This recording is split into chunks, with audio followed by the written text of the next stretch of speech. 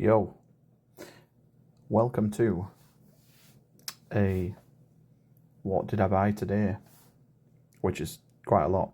Not an eBay purchase, but I actually left the house.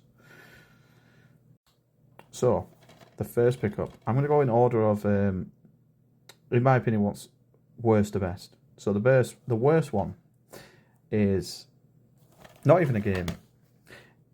It's I've never seen this before, ever. Fable limited edition bonus DVD. I actually dyslexied this and I thought it was the game plus the DVD. But I think this must have been something that came out just before, because game available 8th of October. I think it's just like, you know, interviews. Never seen it though. It doesn't come with like anything inside. It's just a DVD. But I thought, you know, I recently bought all the Fables. Why not? So that's number one. If that's the worst thing, you know, what could be the best? Who knows? Well, the next worst thing is a steelbook. I'm trying to collect all the Call of Duties that have steelbooks, and preferably on the Xbox. So we got this one, Black Ops 3, I think it is. Well, yeah, it is definitely that one. I got Black Ops 4, but steelbook, I think, the other day, but pretty boring. But I think this was like £6. I got all these from Doorway to Darkness, by the way, which is in Doncaster. So, yeah, they're awesome. Next game is another steelbook, believe it or not. I know, surprise. But this game, can you believe it? It only cost me £5. And it is not a very good game, but it is Back for Blood, which was meant to be the Left 4 Dead, you know, Left 4 Dead 3, but don't quite think it is that. But the steelbook, as you would agree, it's quite nice. I always love that art. It's a shame that game didn't do too. And in my opinion, this is from now on all bangers.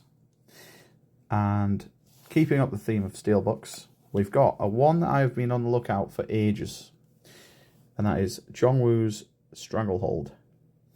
I don't know if this has a sleeve cover. Oh well, this definitely doesn't, but I don't know if the actual normal game does. But this game is already kind of a hidden gem anyway.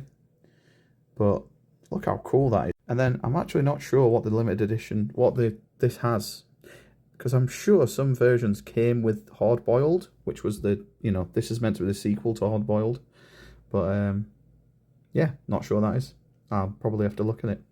But yeah, that's a great game. And I think, again, these 4 up to now were all under £10 each. So yeah, 3 steelbooks. And the next one is kind of a weird one. This is another Call of Duty, and I've looked for this for ages. It is the World at War steelbook. Now, it doesn't, as you can tell, doesn't have a game. I already have the game. But for those of you who know, this is why I bought it. This, I don't know if this is like a collector's edition back then. I think it was. But yeah, this comes with a canteen. And it's funny because it had a sticker. I actually took it off now, but it has a sticker that says "Do not consume alcohol" or "Do not drink from." So yeah, I thought that was quite funny. I should have kept it on really, but peeled it off. But yeah, I'm very happy with this. I've looked for it for a long time. I found a couple of these about in CEXs and stuff, and they've all been in absolutely abysmal condition. But as you can see, this one is in pretty good condition, apart from the slip, the overslip. But again, I'm not too fussed about that. It is literally just going to go on a display like that. But yeah, that is another nice pickup. Now the next pickup, as you know, I'm a big Resident Evil fan. I almost have all the Japanese Resident Evil games, or PS1 Resident Evil games, and I saw this today. So the DualShock Director's Cut. I think this was 20, I can't remember, 20 something. But the thing I really like about this must have a demo for Resident Evil 1.5, because that's definitely not in Director's Cut, and that is definitely not Jill. So if any of you guys know whether, you know, it had a demo for 1.5 in this, then let me know, because I don't read Japanese. But yeah, the disc is also really cool. Look at that. And then, yeah, there's another disc there, but it's not as not.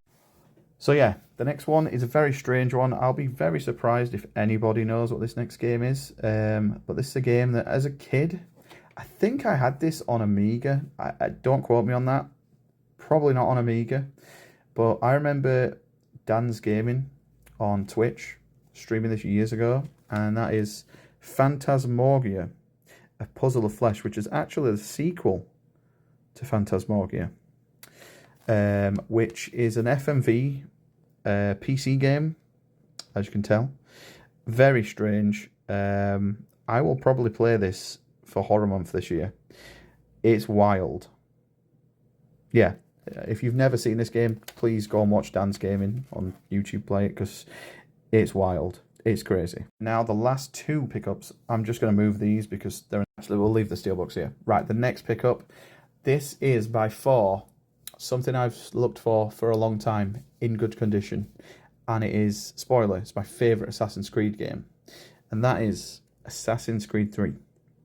Now, I don't know what edition this is. I don't think this is the collector's edition, but this, as you can tell, I mean, this was £19, I think, and that's the thing about Doorway, they've and like Kenny's, they're always very honest. If anything is in fair condition, it's generally in good condition, and as you can tell, even like the corners, the edges of the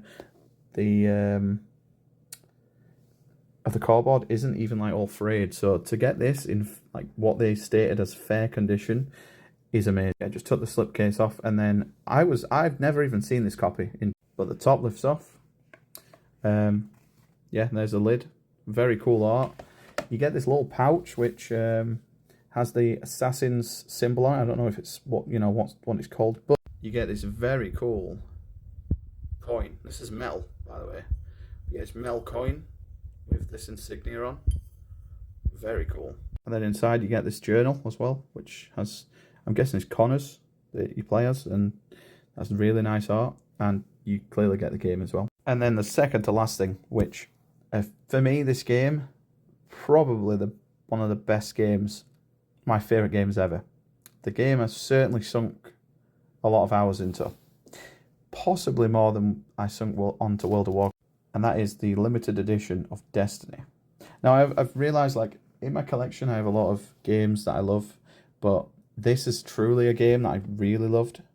Like, I put like 5,000 hours plus over like 2 consoles in there. And the whole like presentation to this isn't the collector's edition. I think the collector's edition actually came with a Ghost, which I went and got one 3D printed back in the day. But this comes, look at the presentation of this.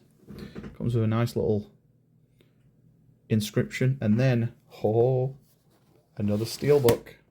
It's a pretty basic one. Oh, I might as well get it out. Oh, it's magnetised. Yeah, pretty basic, but I think I've seen this about in CEX or somewhere. And then finally, you get this little journal that's got a lot of art in, a lot of information about the game. This is very nice. This was the same price as the Assassin's Creed one, so as soon as I saw this in this good condition again, I had to get it. There we go. There's the good things. I mean, this is good to me for another reason. But yeah, I got some good things today. I got one more thing that I'll show you. But this is why I collect games, because these are like memories. Me and my friend Tom used to play for hours after work and college on this. So this game, I was always, I remember midnight doing the day it released, doing an all-nighter and then working the next day. Great. And then the last thing I bought was a bit of an expensive one. But it's this. I love Star Wars. And I saw this CRT Darth Vader TV, which I might stream. And even the remote, look at the remote, it's a bloody lightsaber. So I might stream and do a stream at some point, playing some old stuff. But yeah, thank you for watching. Goodbye.